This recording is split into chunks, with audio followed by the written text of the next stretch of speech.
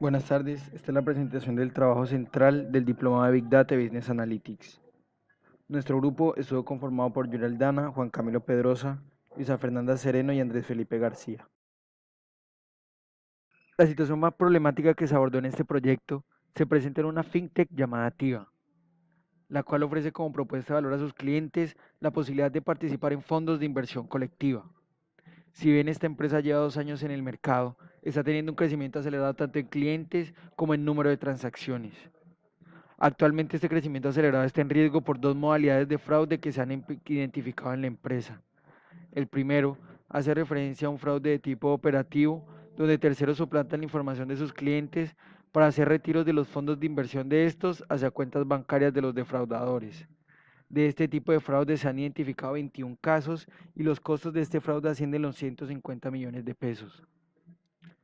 El segundo tipo de fraude se presenta en el canal de adquisición de referidos, donde los defraudadores crean varias cuentas desde un mismo dispositivo para ganar el incentivo económico que ofrece esta empresa en este canal. De este tipo de fraude se han identificado 220 casos y las pérdidas ascienden a los 300 millones de pesos. Tomando como criterio tanto los costos como la frecuencia, se decidió tomar el fraude en el canal de adquisición como foco del proyecto, ya que, además de los costos que superan los 300 millones de pesos, este tipo de fraude está afectando la reputación de Tiva, generando pérdida de clientes e impactando negativamente el crecimiento de la empresa y los intereses de la junta directiva. Además, este fraude pone en riesgo la licencia de funcionamiento ante la Superintendencia Financiera. Una vez definido el problema que se va a abordar en el proyecto, se hizo el planteamiento del problema mediante la metodología CRISP-DM. A continuación se muestra el desarrollo de las 6 etapas. En el contexto mencionado anteriormente de TIVA, el objetivo de este proyecto es desarrollar un modelo analítico para la identificación de transacciones fraudulentas en el canal de adquisición de referidos. Para tener un mejor entendimiento del problema, se decidió plantear las siguientes preguntas con su respectiva respuesta. Primero, era necesario saber si la empresa contaba con el suficiente volumen de datos para poder entrenar un mecanismo de Machine Learning. Actualmente la empresa cuenta con más de 10.000 puntos de datos de las diferentes transacciones que se han generado en los últimos 2 años, con lo cual se considera que son suficientes datos para poder implementar un mecanismo de Machine Learning. Por otra parte, era necesario saber cuál era el porcentaje de transacciones fraudulentas. Actualmente, el porcentaje de fraude es del 2% aproximadamente.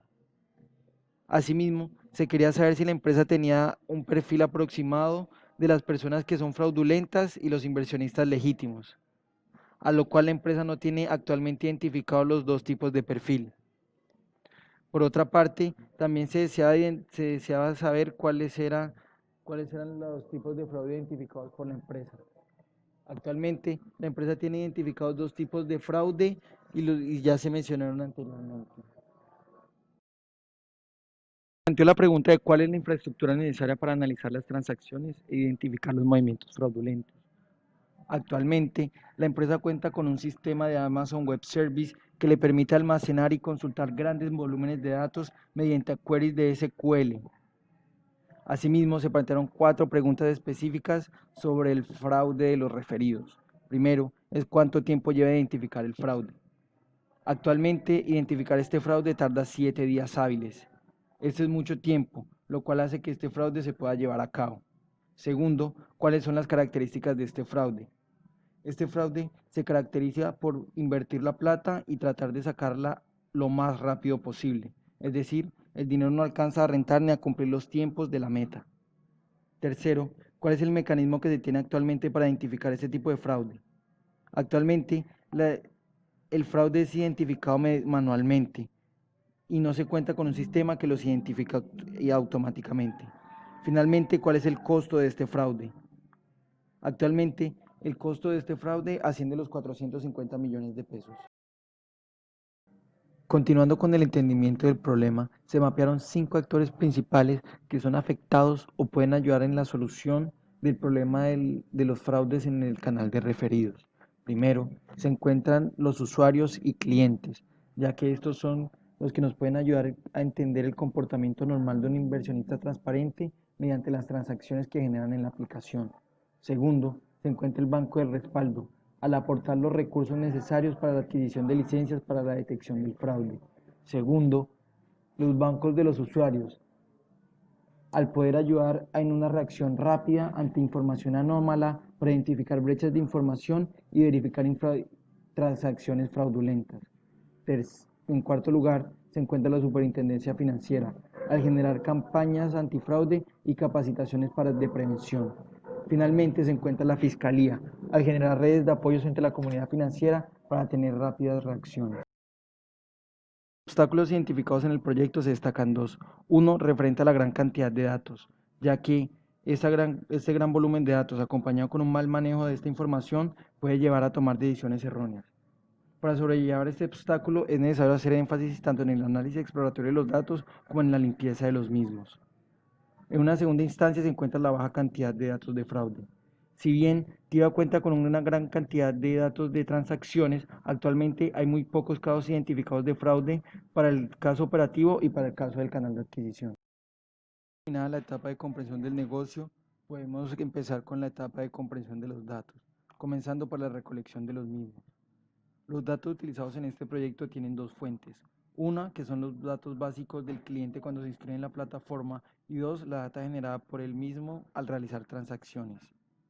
Se identificaron 13 variables donde se destacan el identificador único del cliente, el portafolio que elige el cliente, el tipo de meta a la que aspira el cliente, el monto de la meta, el periodo de la meta, el banco del cliente, su inversión inicial, las cuotas mensuales que va a aportar a TIVA, la ganancia adversa, la ganancia esperada y la ganancia favorable, el tipo de riesgo del perfil y el fraude. En cuanto a la relación que tienen estas dos fuentes de datos, se puede ver gráficamente que la llave que une estas dos fuentes es el identificador único del cliente, o Client ID. En el análisis exploratorio de los datos, se decidieron hacer histogramas y gráficos que mostraran la distribución porcentual de las 13 variables mencionadas anteriormente. De este análisis pudimos concluir que, primero, los fondos más utilizados en el fraude son los fondos C1, C2 y C3, los cuales son los fondos con menos restricciones a la hora de retirar el dinero. Segundo, que el banco donde más se realiza fraude es Nequi. Además, se vio que la mayoría de las inversiones son menores a 200.000 pesos, con tiempos de espera cortos, lo que afirma la hipótesis que los defraudadores no dejan el dinero invertido por un periodo mayor a una semana. Finalmente, se observaron datos atípicos en el histograma de rendimiento adverso, en lo cual se concentran los datos del fraude. Gracias al análisis exploratorio de los datos fue posible acotar la fecha de la información hasta noviembre del 2020. Asimismo, fue posible identificar aquellos casos con faltantes o con valores atípicos. De esta manera se acotó la base de datos a más de 5.300. Gracias a la implementación de queries con SQL en la base de datos de la empresa. Teniendo en cuenta que el objetivo del proyecto es determinar cuáles transacciones de referidos son fraudulentas y detectarlas antes de que llegue a realizarse el retiro del dinero, se decidió utilizar dos modelos de Machine Learning para datos estructurados, con el fin de poder compararlos y elegir la mejor opción. Los dos modelos a implementar son Naive Bayes y Random Forest. Los criterios de comparación de estos dos modelos serán la exactitud, la sensitividad y la especificidad. Se eligieron estos dos modelos principalmente porque ambos son modelos de clasificación. En este caso queremos clasificar correctamente si una transacción es fraudulenta o es legítima. En el caso del Random Forest, el hecho de que se tengan pocas suposiciones y que la preparación de los datos sea mínima hace ideal este tipo de modelos. En el caso de Naive Bayes, el hecho de que el modelo va mejorando en la medida en que se tengan más datos hace que la implementación del modelo también sea adecuada. El modelo se implementó en el mismo tamaño de muestra. La muestra consistía de 5.351 transacciones y con 15 variables cada observación. El 4% de las transacciones era fraudulenta y el 95% era no fraudulenta. La partición de la data se hizo 70% para entrenar, 30% para la prueba, teniendo una proporción de transacciones con fraude y sin fraude similares en ambos casos. De la implementación del modelo de Naïf-Bayes se pueden sacar tres conclusiones principales. Primero, del nivel de certeza, que aunque es bajo con un nivel de 52%, se puede mejorar el nivel de precisión mediante la alimentación de más data. Segundo, con respecto a la especificidad del 98%, que el modelo tiene muy buena capacidad de discriminación de los clientes no fraudulentos. Finalmente, con respecto a la especificidad, se puede ver que el 95% de las predicciones del fraude que arroja el modelo van a ser falsos fraudes. En este caso, se sugiere que se implemente este modelo como un modelo de prevención y no dar por sentado la conclusión que sugiere el modelo. A partir del modelo de Random Forest se pueden sacar tres conclusiones principales.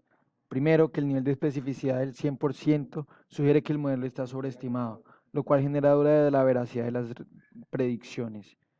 Sin embargo, de este modelo, 7 variables resultaron ser significativas a la hora de predecir el fraude de una transacción: el banco, la cuota mensual, el perfil de riesgo, el portafolio, la ganancia objetivo, la ganancia esperada y el tipo de meta. Estas variables pueden ser inputs de otros modelos que quieran usarse para poder clasificar el nivel de fraude de las transacciones. Finalmente, analizando lógicamente el árbol arrojado por el modelo, podemos confirmar la afirmación del primer punto, dado que el banco y el portafolio más utilizado para el fraude son clasificados el 100% de los casos como transacciones no fraudulentas. Los dos modelos implementados anteriormente se pueden sacar tres principales conclusiones. Primero, que a partir del nivel de certeza, especificidad y sensitividad, el mejor modelo para implementar es el modelo de Naïf-Bayes. Segundo, que el modelo de Naïf-Bayes es una buena herramienta para administrar los recursos antifraude, ya que con una especificidad del 98%, el modelo tiene muy buena capacidad de discriminación de los clientes no fraudulentos. Tercero, el modelo que se construyó permite prevenir los casos de fraude y adicionalmente evidenciamos que si la empresa continúa con él, este puede ayudarles a evitar las transacciones fraudulentas y mejorar la imagen de la empresa. La conveniencia de implementación del modelo, se deberá definir un indicador de fraude que se medirá en un tiempo determinado y de acuerdo al valor generado de este se realizarán los ajustes necesarios. Finalmente, para el despliegue efectivo de la herramienta sugerida, se deberán realizar ajustes al modelo seleccionado mediante la alimentación de data para que sea más eficiente. Se deberán definir reglas, usos y limitaciones del modelo, realizar un modelo de evaluación continua y proyectarlo al cliente, y finalmente capacitar al personal para hacer la evaluación del modelo de manera pertinente e identificar los casos de fraude de manera oportuna.